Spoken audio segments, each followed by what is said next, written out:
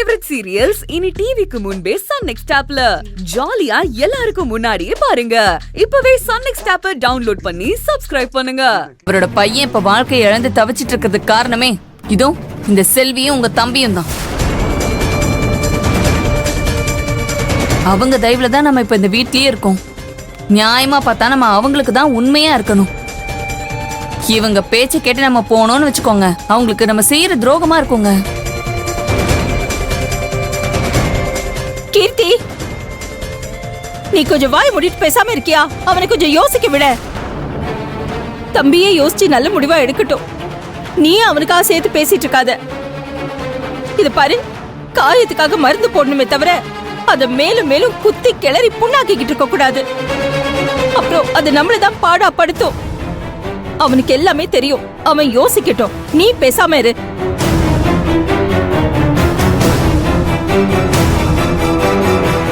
கீர்த்தி, நீ கொஞ்சம் அமைதியா இரு. தயவு செஞ்சு என் பிள்ளைங்களை பிரிச்சுடாத. என்ன நாங்க பிரிக்கிறோமா? நல்லா இருக்காத்த நீங்க பேசுறது. உண்மையை சொன்னா உங்களுக்கு வலிக்க தான் செய்யும். என்னைக்குமே நான் உங்களுக்கு ஆகாத மருமக தானே. உங்க வீட்டை பிரிக்கிற பாவம் எங்களுக்கு வேண்டாம். நீங்க உங்க குடும்பத்தோட சந்தோஷமா இருங்க. நாங்க எங்கேயாச்சும் போறோம். மானங்கிட்டு போய் நாம ஒண்ணு இந்த வீட்டுல இருக்க வேண்டாமா? வா நம்ம போலாம். கீர்த்தி, தயவு செஞ்சு கொஞ்சம் அமைதியா இருமா. எதுக்கு இப்ப நீ வீட்டை விட்டு போனோம்? இது பாரு, இது அண்ணன் தம்பி பிரச்சனை. அவங்க பேசிக்கிட்டுமே. நீ கொஞ்ச நேரம் பேசாம இருமா. அண்ணே, உன் கோவம் எனக்கு புரியுது. உன் அன்பு ஆசீர்வாதம் மட்டும் கிடைச்சா போதும். வேற எதை எதிர்பார்த்து நான் இங்க வரல. எங்களால உங்களுக்குள்ள எந்த பிரச்சனையும் வேணாம். திறந்து வைக்கிறேன்னு ஒரே ஒரு வார்த்தை சொல்லு, அது போதும்.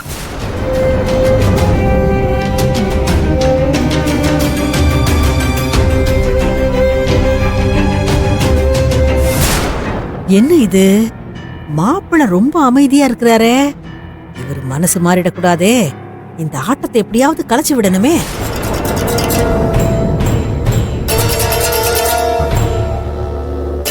அதான் மாப்பிள்ள அமைதியா இருக்கிறதுல இருந்தே தெரியல அவருக்கு விருப்பம் இல்லைன்னு. சொன்னா கேட்க மாட்டீங்களா? வந்துட்டாங்க தட்டை தூக்கிக்கிட்டு. போங்க இங்க இருந்து.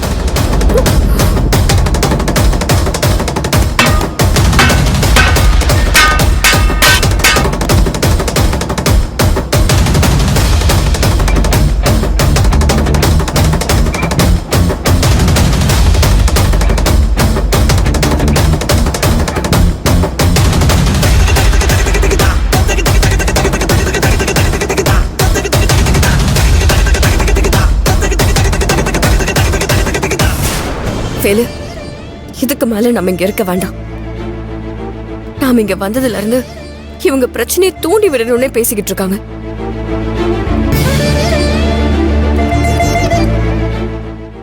மாமா, நீங்க எல்லாம் தெரிஞ்சவரு, பெரியவங்க. நாங்க செஞ்ச தப்ப மன்னிச்சு ஏத்துப்பீங்கன்னு வேலு உங்க மேல வச்ச நம்பிக்கையில தான் நாங்க இங்க வந்தோம்.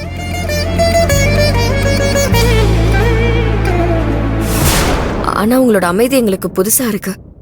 நீங்க இல்லன்னா நாங்க இல்ல. நீங்க எங்களை வெறுத்து ஒதுக்கி வச்சாலும் வேலு உங்க நினைப்பிலேயே தான் வாழ்ந்துகிட்டு இருக்காரு. கண்டிப்பா நீங்க வந்து எங்க கடையை திறந்து வைப்பீங்கன்னு இப்பவும் எங்களுக்கு நம்பிக்கை இருக்கு. அந்த நம்பிக்கையோட நாங்க போறோம்.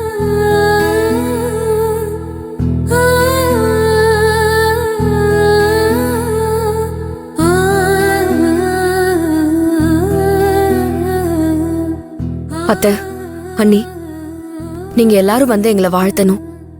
நீங்க வருவீங்கன்னு எங்களுக்கு தெரியும். உங்க எல்லாரையும் எதிர்பார்த்து நாங்க காத்துக்கிட்டு இருப்போம். வாங்க வெளியே. நீங்க நினைக்கிறது நடக்கவே நடக்காது.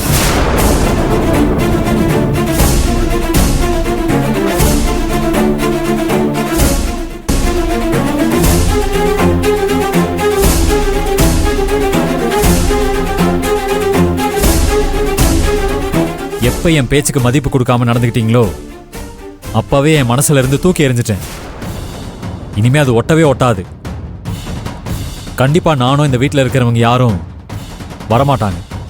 நான் ஒரு தடவை முடிவெடுத்தா அது எடுத்ததுதான். அப்படி சொல்லுங்கங்க. நீங்க என்னதான் டிராமா போட்டாலும் அதை என் வீட்டுக்காரர் நம்ப தயாரா இல்ல.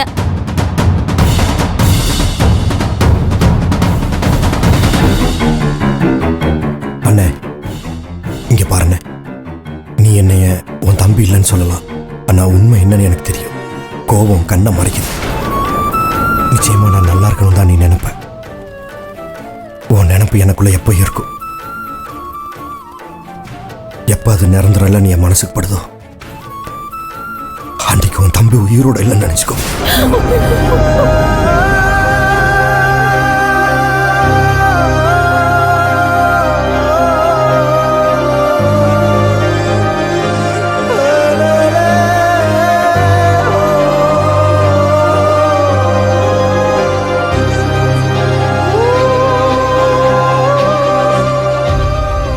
செல்வி,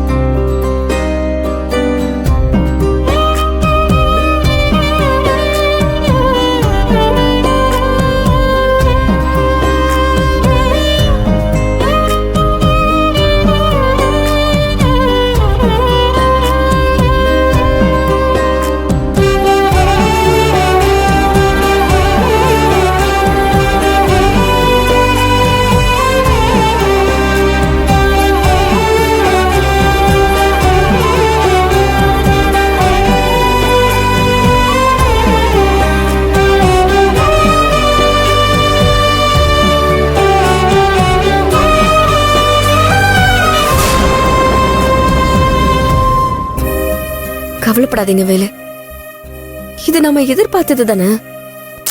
சொல்றேன், வாங்க போலாம்.